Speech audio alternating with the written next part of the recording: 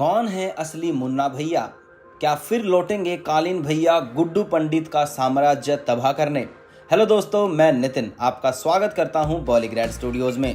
इज्जत नहीं करते, डरते हैं सब, और वही डर अब फिर लौट कर आने वाला है मिर्जापुर में, क्योंकि अब मैदान में उतरने वाले हैं एक बार फिर गुड्डू पंडित और कालीन भैया मिर्जापुर के तीसरे पार्ट में। ऐसे में अब जहां आने वाले पार्ट में दिखेगा कि गुड्डू भैया जिनके हाथ में आ गई है मिर्जापुर की कमान, साथ ही गजगामिनी गुप्ता बन गई हैं मिर्जापुर की सीएम, जिससे अब गुड्डू पंडित के पास आ गई है एडवांटेज। लेकिन कालीन भैया अभी भी जिंदा है, मगर मिर्जापुर की गद्दी को हथियाने के लिए गुड्डू भैया ने भी ले लिया है काफी लोगों से बैर, और अब वही लोग देंगे कालीन का साथ, जिसमें शरद शुक्ला, जिसके बाप को गुड्डू ने मार गिराया था, वो भी शामिल है, और अपने बाप की मौत का बदला लेने के लिए मिलाएगा वो कालीन भैया के साथ हाथ। देखना मजेदार होगा कि इस बार गद्दी का हकदार कौन होता है। वहीं जब मिर्जापुर वेब सीरीज जनता के सामने आई और इतनी चली कि इसका दूसरा पार्ट भी बनाया गया, जिसके बाद हाल ही में ये सवाल उठाया गया कि क्या सीरीज किसी गैंगस्टर की वास्तविक जीवन की कहानी को विशेष रूप से चित्रित करती है। और अधिकांश दर्शकों के लिए आश्चर्य की बात यह है कि कहानी उत्तर प्रदेश के मुन्ना बजरंगी नाम के एक गैंगस्टर से काफी मिलती जुलती है। इससे ज्यादा और क्या, उन्हें मिर्जापुर के राजा के रूप में ही सम्मानित किया गया था।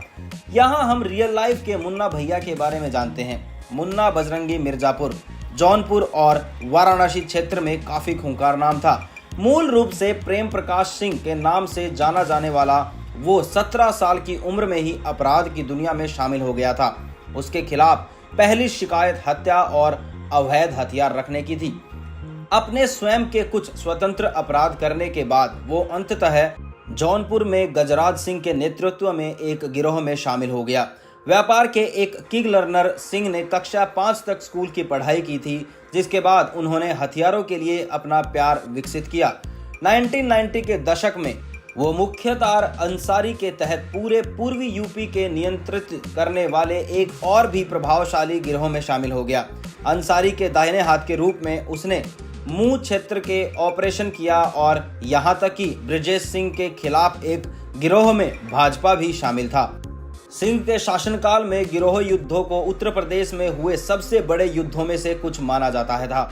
उस पर 1 लाख रुपए का इनाम था। उसके सिर पर 7 लाख का इनाम था। जो कोई भी उसे गिरफ्तार कर लेगा उसे ये राशि दिए जाने का ऐलान हुआ। कुछ सूत्रों के अनुसार लगभग 40 हत्याओं और जबरन वसूली के मामलों के बाद वो अपने पूरे परिवार के साथ मुंबई चला गया। सिंह को यूपी के गैंगवारों ने एक 8K-47 के इस्तेमाल की शुरुआत करने वाले के रूप में जाना जाता है।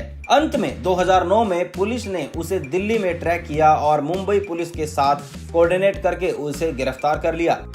सिंह हमेशा मुलायम यादव सिंह के नेतृत्व वाली समाजवादी पार्टी के समर्थन रहे हैं। जेल में अपने अवधि के दौरान भी उन्होंने एक राजनीतिक स्टंट का नेतृत्व करने की कोशिश की, हालांकि ये सक्सेसफुल नहीं रहा, और जुलाई 2018 में उनके एक कैदी सुनील राठी ने उनकी हत्या कर दी। राठी ने उसी पर टिप्पणी करते हुए कहा कि सिंह ने उसे गोल मटोल कहा था। मुन्ना बजरंगी के मारे जाने के साथ ये यूपी के गिरोह युद्ध के एक युग का अंत था। अब इस रील कहानी का अंत इस बार होता है या नहीं, ये देखने के लिए करना होगा हमें थोड़ा इंतजार। इसी के साथ मैं लेता हूँ आपसे अलविदा। फिर मिलेंगे एक नई वीडियो के साथ। तब तक हमारे चैनल को सब्सक्राइब करना बिल्कुल ना भूलें, और वीडियो को लाइक करें, शेयर करें। धन्यवाद।